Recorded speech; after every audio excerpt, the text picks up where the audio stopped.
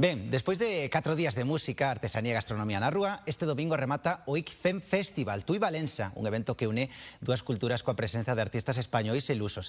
Esta edición conmemora o 140 aniversario da Ponte Internacional que nos une cos nosos veciños portugueses. Unha ponte de 399 metros que separa e une Tui de Valensa. Pechamos a Ponte Internacional ao tráfico durante 12 horas para celebrar a nosa historia compartida. Non é un festival de grandes masas, é un festival boutique, no? Que sobre todo busca trasladar unha mensaxe de unión, de apertura, no? de convivencia en un espacio maravilloso de patrimonio que temos aquí, de naturaleza e tamén arquitectónico na fronteira.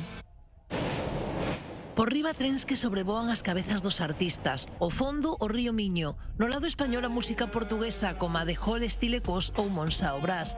No lado de Valensa, Julián Maeso, un músico toledano que trouxo a este IFEM instrumentos da época en que se fixo esta ponte internacional, en 1886. Creo que todo está en consonancia.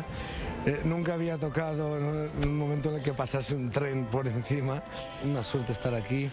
Es una actividad y una propuesta muy interesante, sobre todo por ese gen transfronterizo, ¿no? Que tiene la intención principal de unir ambos pueblos. E no medio da ponte do enxeñeiro Pelayo Mancebo, sen coches, un mercado con 30 postos como o das acuarelas de Fátima Asís ou os produtos da redeira e artesana María Puga co seu proxecto Bolina, con obxetos feitos de redes.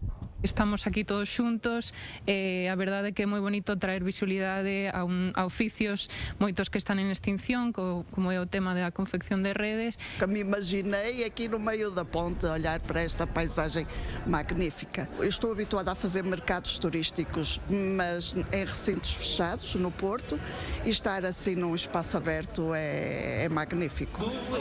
E o eco da música a dúas voces irmás chegou a Valensa cos fados do alentejano Zambullo e da galega Uxía.